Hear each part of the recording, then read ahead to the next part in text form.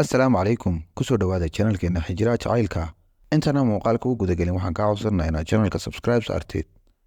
muuqaalkan aad la garaysid lana wadaagta asxaabta aad mahadsanid inkasta oo aan ku naafoobay jacaylkeeda balse waxa aan dareemaa sida inaysan weligay waxba igu dhicin waan ogaa cidna inaysan ii dulqaadan karin sidoo kale waan ogaa qof lagu caajiso inaan ahay oo cidna aysan i aqbalaynin waan ogahay qof lagu caajiso inaan ahay waan ogahay qof aan hadal badnayn inaan ahay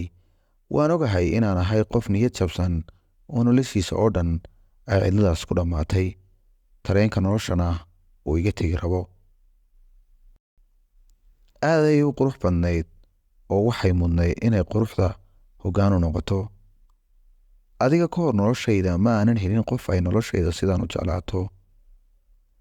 indhaheeda ayaan ka dhex arkay hir aan laga hortegi karin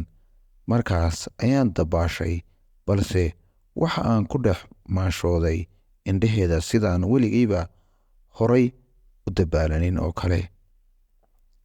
waxaad ahayd mid buuxiso wax walba oo gudahayga ah adduunkan ugama baahni waxaan ka ahayn udgoonka carafta badan ee aan dharkeeda ka carfisanayo waxaan aad u sugayay maalintii kulankeenna si aan kugu sheegto jacaylkayga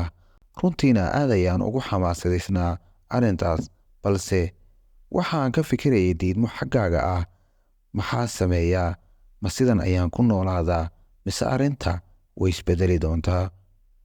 ereyada iyo bugaagta ayaan ka dhex raadin jiray waxaan dareenkayga kugu cabirto balse waan waayay ereyo igu filan oo aan dareenkayga kugu cabiri karo muxuu yahay jacaylku sidan oo dhan muxuu use ugu adag yahay